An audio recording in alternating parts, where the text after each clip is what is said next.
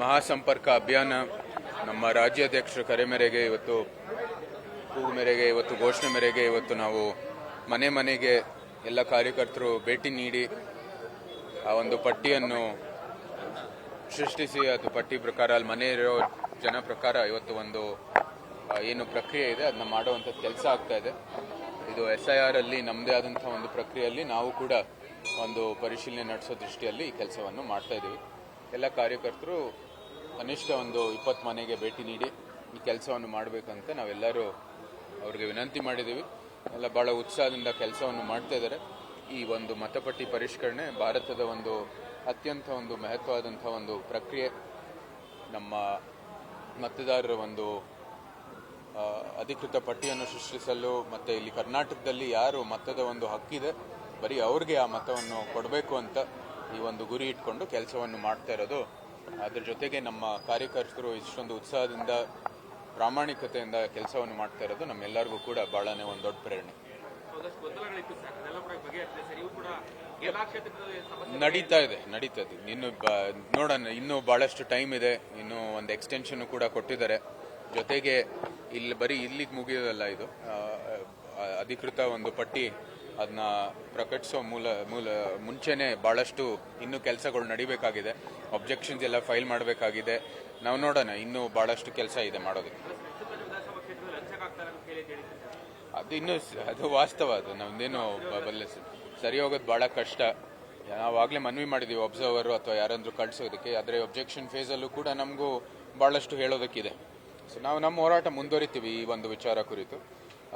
ಈ ಸದ್ಯದಲ್ಲಿ ಮಹಾಸಂಪರ್ಕ ಅಭಿಯಾನದಲ್ಲಿ ಎಲ್ಲ ಕಾರ್ಯಕರ್ತರು ತೊಡಗಿಸಬೇಕು ಅಂತ ನಾವು ಆಗಲೇ ಬಹಳ ಮನವಿ ಮಾಡಿದ್ದೀವಿ. ಅವರಾಗಲೇ ಬಹಳ ಉತ್ಸಾಹದಿಂದ ಭಾಗವಹಿಸ್ತಾರೆ. ಯಾವುದು ನಿಮಗೆ ಚೆನ್ನಾಗಿ ಗೊತ್ತಿದೆಯಲ್ಲ ಏನಂತ ಸಮಸ್ಯೆ ಅಲ್ಲಿ ಅಂತ. ಇದು ಏನು ಹೊಸದಲ್ಲ. ಸುಮಾರು 3 ದಶಕದಿಂದ ಇದು ಒಂದು ಸಮಸ್ಯೆ ಅಲ್ಲಿದೆ. ಈಗಂತೂ ನಮಗೆ ಬಹಳಷ್ಟು ಅನುಮಾನ ಇದೆ. ಅಲ್ಲಿ ನಮಗೆ ಅಕ್ರಮವಾಗಿ ವಲಸಿಗರು ಏನಿದಾರೋ ಇಲ್ವೋ ಅಂತ ಬಹಳಷ್ಟು ದೂರುಗಳು ಬರ್ತಾ ಇದ್ದಾವೆ. ಜೊತೆಗೆ ಡೂಪ್ಲಿಕೇಟ್ ಹೆಸರುಗಳು, ಅಂದರೆ ಇಲ್ಲಿ ಒಂದು ಓಟು ಟಿ ನರಸೀಪುರದಲ್ಲಿ ಓಟು, ಇಲ್ಲಿ ಒಂದು ಓಟು ಬೇರೆ ಯಾವುದೋ ಒಂದು ನಂಜನಗೂಡಲ್ಲಿ ಒಂದು ಓಟು, ಅಂಥವ್ರು ಕೇರಳದಲ್ಲಿ ಓಟ್ ಅವ್ರು ಇರೋರು ಕೂಡ ಇವತ್ತು ಪಟ್ಟಿಯಲ್ಲಿ ನಾವೆಲ್ಲರೂ ನೋಡಿದ್ದೀವಿ. ಎಲ್ಲ ಆಕ್ಷೇಪಗಳನ್ನು ವ್ಯಕ್ತ ಮಾಡಿದ್ದೀವಿ. ಆ ಪ್ರಕ್ರಿಯೆ ನಡೀತಾ ಇದೆ. ಇವತ್ತು ಅಧಿಕಾರಿಗಳು ಕೂಡ ಒಂದು ರೀತಿ ಪ್ರಾಮಾಣಿಕವಾಗಿ ಕೆಲಸ ಮಾಡ್ತಾ ಇದ್ದಾರೆ ಅಂತ ಎಲ್ಲರಿಗೂ ಕೂಡ ಒಂದು ರೀತಿ ಅನಿಸ್ತಾ ಇದೆ. ಸೊ ಅದಕ್ಕಾಗಿ ನೋಡೋಣ ಯಾವ ರೀತಿ ಮುಂದೆ.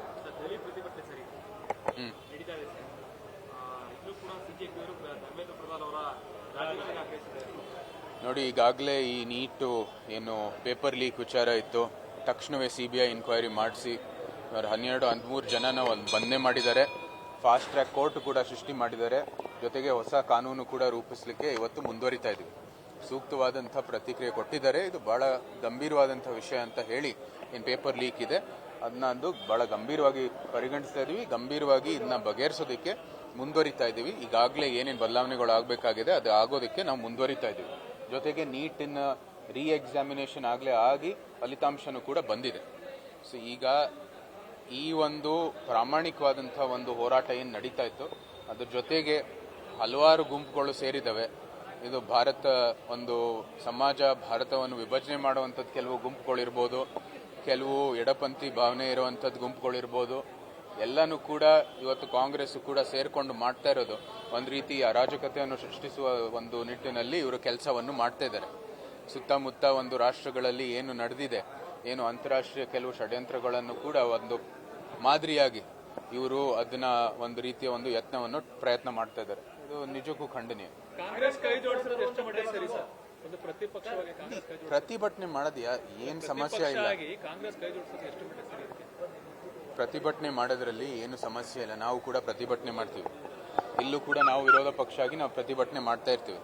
ಆದರೆ ಇವರು ಅರಾಜಕತೆ ಸೃಷ್ಟಿಸುವಂತ ಏನು ಯತ್ನ ನಡೀತಾ ಇದೆ ಅದು ಖಂಡನೀಯ.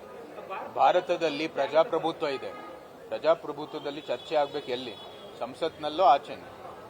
ಸಂಸತ್ನಲ್ಲಿ ಇವರು ಚರ್ಚೆ ಮಾಡೋದಿಲ್ಲ, ಸರಿಯಾದ ರೀತಿಯಲ್ಲಿ ಅಲ್ಲಿ ಪ್ರಕ್ರಿಯೆ ಪಾಲನೆ ಮಾಡಲ್ಲ. ಆಚೆಗೆ ಬಂದು ಈ ರೀತಿಯ ಪ್ರತಿಭಟನೆ ಮಾಡೋ ಮೂಲಕ ಜನರ ದಿಕ್ಕನ್ನು ತಪ್ಪಿಸ್ತಾ ಇದ್ದಾರೆ. ನಾವು ಹೇಳಿದೀವಿ, ನೀಟು ಪೇಪರ್ ಲೀಕ್ ಆಗಿರೋದು ಬಹಳ ಗಂಭೀರ, ಅದನ್ನ ಬಗೆಹರಿಸಬೇಕಾಗಿದೆ. ಇದು ಎಲ್ಲರೂ ಕೂಡ ನಮ್ಮ ಸಂಪೂರ್ಣವಾದಂಥ ಬೆಂಬಲ ಇದೆ. ಅದನ್ನ ಸರಿಪಡಿಸೋ ನಿಟ್ಟಿನಲ್ಲಿ ಸಮಸ್ತ ಎಂಪಿಗಳು ಸಂಸತ್ ಸದಸ್ಯರು ಸರ್ಕಾರದ ಜೊತೆಗಿದ್ದಾರೆ. ಆದರೆ ಈ ಅರಾಜಕತೆ ಸೃಷ್ಟಿಸುವ ನಿಟ್ಟಿನಲ್ಲಿ ನಮ್ಮ ಭಾರತದ ಪ್ರಜಾಪ್ರಭುತ್ವ ನಾವು ನಿರ್ಮಾಣ ಮಾಡಿರುವಂತಹ ಸಂಸ್ಥೆ ಮೇಲೆ ಏನು ಹಲ್ಲೆ ಮಾಡ್ತಾ ಇದ್ದಾರೆ ಅದು ಖಂಡನೀಯ. ನೋಡಿ, ಸರ್ಕಾರ ಏನು ಕ್ರಮ ತಗೋಬೇಕಾಗಿದೆ ಅವ್ರು ತಗೋತಾರೆ. ಇವತ್ತಾಗಲೇ ಈ ಒಂದು ಪೇಪರ್ ಲೀಕ್ ವಿಚಾರ ಕುರಿತು ಏನೇನು ಸೂಕ್ತವಾದಂಥ ಕ್ರಮ ತಗೋಬೇಕಾಗಿದೆ ಪ್ರಧಾನಮಂತ್ರಿ ಅವರೇ ಸ್ವತಃ ಇವತ್ತು ಅಡ್ರೆಸ್ ಮಾಡಿ ಎಲ್ಲ ರೀತಿ ಏನು ಪರಿಹಾರ ಕೊಡ್ತಾ ಇದ್ದಾರೆ ಅಂತ ಹೇಳಿದ್ದಾರೆ. ನೋಡೋಣ ಮುಂದೆ ಏನು ಕ್ರಮ ತಗೋಬೇಕಾಗಿದೆ, ಅವ್ರು ಸೂಕ್ತವಾದಂಥ ಕ್ರಮವನ್ನು ತಗೋತಾರೆ. ಬೆಂಗಳೂರಿನಲ್ಲಿ ಸರ್ ಕ್ರೀಡಾ ಪಾರ್ಕ್ ಅಲ್ಲಿ ಸರ್ ಪ್ರತಿಭಟನೆ ವೇಳೆ ಸರ್ ಮತ್ತೆ ಫೋಟೋ ಬಳಸಿ ಅವರ ಈಗಾಗಲೇ ಹೇಳಿದ್ದೀನಿ ಯಾವ್ಯಾವ ಇಲ್ಲಿ ಒಂದು ಪ್ರಾಮಾಣಿಕವಾದಂಥ ಹೋರಾಟ ಪ್ರತಿಭಟನೆ ನಡೀತಾ ಇರುವಂಥದ್ದು ಸಂದರ್ಭದಲ್ಲಿ ಈ ಎಲ್ಲ ಒಂದು ಕೆಲವು ಶಕ್ತಿಗಳು ಬಂದು ಕೈ ಜೋಡಿಸ್ಬಿಟ್ಟು ಈ ಒಂದು ವೇದಿಕೆಯನ್ನು ದುರ್ಬಳಕೆ ಮಾಡ್ತಾ ಇದ್ದಾರೆ. ಭಾರತದಲ್ಲಿ ಪ್ರಜಾಪ್ರಭುತ್ವ ಬಹಳ ಗಟ್ಟಿಯಾಗಿದೆ. ಜನರ ಆಕ್ರೋಶ ತಮ್ಮ ಮತದ ಮೂಲ ವ್ಯಕ್ತ ಆಗುವಂಥದ್ದು ಒಂದು ದೇಶ ಇದು. ವೆಸ್ಟ್ ಬೆಂಗಾಲಲ್ಲಿ ಆಗಲೇ ನೋಡಿದ್ದೀರಿ, ಆಕ್ರೋಶವನ್ನು ಇತ್ತು, ಅದು ಮತದ ಮೂಲಕ ವ್ಯಕ್ತ ಆಗಿರ್ತಕ್ಕಂಥದ್ದು. ಭಾರತದಲ್ಲಿ ಪ್ರಜಾಪ್ರಭುತ್ವದ ಮೂಲಕ ಏನೇ ಆದರೂ ಕ್ರಾಂತಿ ಆಗಲಿ ಅದು ಪ್ರಜಾಪ್ರಭುತ್ವದ ಒಂದು ವ್ಯವಸ್ಥೆ ಮೂಲಕ ಆಗುವಂಥದ್ದು. ಈ ಅರಾಜಕತೆ ಮೂಲಕ ಯಾವತ್ತೂ ಸಹ ಆಗೋದಿಲ್ಲ.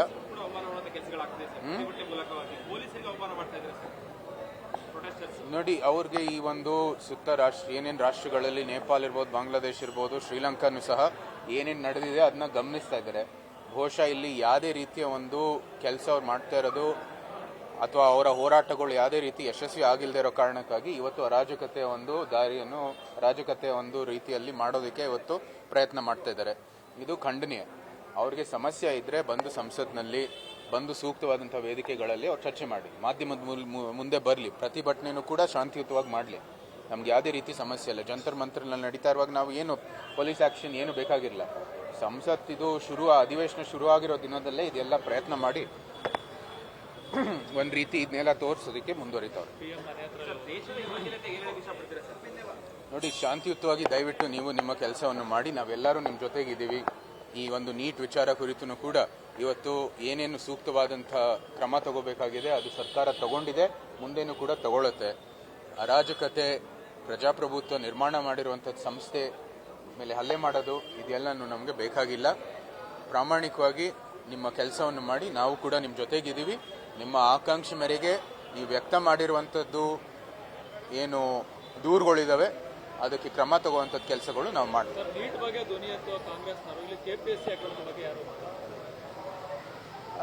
ಅವರ ಒಂದು ಇದು ಏನು ಯಾವ ರೀತಿ ಅವ್ರು ಮಾಡ್ತಾ ಇದ್ದಾರೆ ಅಂತ ಜನರ ಮುಂದೆ ಎಲ್ಲ ನೋಡ್ತಾ ಇದ್ದಾರೆ. ಬಿಡದಿ ಒಂದು ಹೋರಾಟ ನಡೆಯುವಾಗ ಕೊಡಗು ಅಲ್ಲಿ ರೈತರು ಒಂದು ಚಳವಳಿಯನ್ನು ನಿಲ್ಲಿಸಿದ್ದಾರೆ. ಅಲ್ಲೇ ಪಕ್ಕದಲ್ಲೇ ನೀಟ್ ಬಗ್ಗೆ ದೊಡ್ಡದಾದಂಥ ಹೋರಾಟಕ್ಕಾಗಿ ಒಂದು ವೇದಿಕೆಯನ್ನು ಸೃಷ್ಟಿಸಿ ಎಲ್ಲ ರೀತಿಯ ಒಂದು ಸುಳ್ಳನ್ನು ಹೇಳೋದಕ್ಕೆ ಮುಂದುವರಿತಾವ್ರೆ. ಸೊ ಇದು ನಿಜಕ್ಕೂ ಕೂಡ ಅವ್ರಿಗೆ ಸೂಕ್ತವಾದಂಥ ಅಭಿಪ್ರಾಯಗಳು ಮಾತ್ರ ಇವತ್ತು ವ್ಯಕ್ತ ಆಗ್ತಾ ಇದೆ. ನಿಜವಾದಂಥ ಪ್ರಾಮಾಣಿಕವಾದಂಥ ಹೋರಾಟಗಳಿಗೆ ಅವರು ಮುಚ್ಚಿಸ್ತಾ ಇದ್ದಾರೆ. ಅವ್ರ ಸರ್ಕಾರ ವಿರೋಧವಾಗಿ ನಡೀತಾ ಇರುವಂಥದ್ದು ಎಲ್ಲನೂ ಕೂಡ ಸಂಪೂರ್ಣವಾಗಿ ಮುಚ್ಚೋದಕ್ಕೆ ಇವತ್ತು ಮುಂದುವರಿತಾವೆ.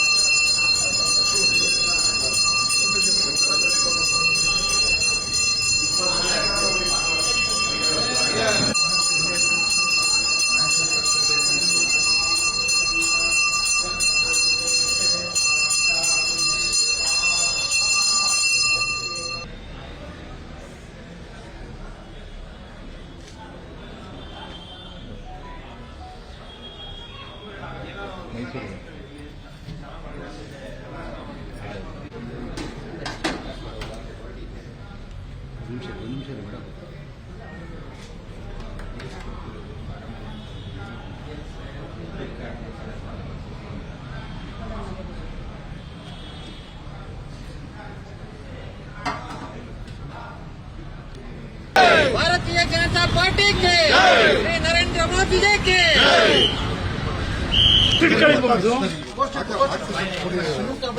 ಸರ್ ಅಲ್ಲೇ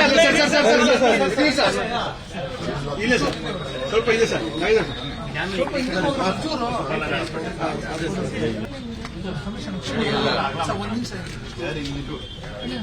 ಬೂತ್ ಅಧ್ಯಕ್ಷ ಯಾರಿದ್ದಾರೆ? ಗಣೇಶ್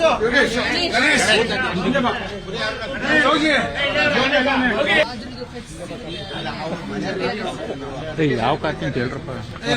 ಎಲ್ಲ ಹಿಂಗ್ ಬಂದ್ರೆ ಗುರು ಆ ಕಡೆ ಬನ್ನಿ, ತಲೆಗಳು ಬರ್ತವೆ. ಫಾರಂ ಕೊಡಿ ಸರ್, ಬದ್ರಿಯವರು ಅಲ್ಲ ಕೊಡಿ ಇಲ್ಲಿ ಅದನ್ನ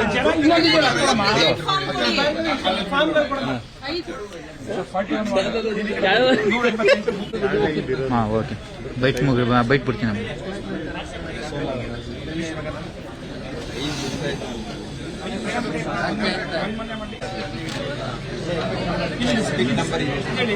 ಒಬ್ರು ತೋರಿಸಿ ಸರ್, ನೀವು ಬಿಡಿ, ನೀವು ಕೈ ಬಿಡಿ. ನಾಗೇಂದ್ರ ಒಳಗೆ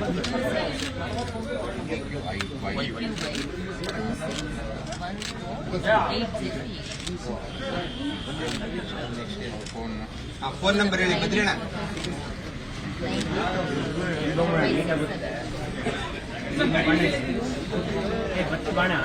ನೋಡಿ ಟ್ರೈ ಮಾಡಿ.